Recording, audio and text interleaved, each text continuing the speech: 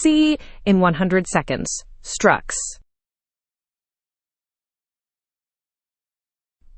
A struct lets you group different types into one unit.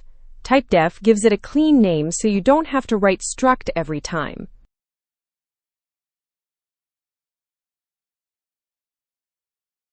Inside the braces, define the fields. A char array for name, an int for age, a float for GPA. These are the members.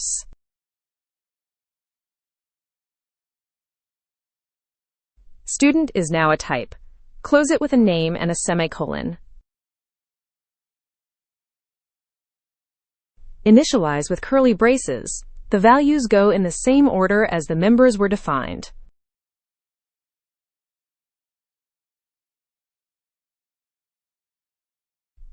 Access any member with the dot operator. s.name, s.age, s.gpa. Structs are mutable. Assign to any field to change it. s.age equals 21.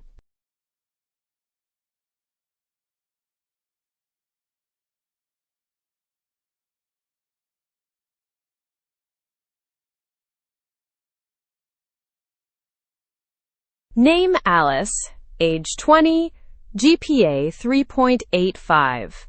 Then the updated age, 21.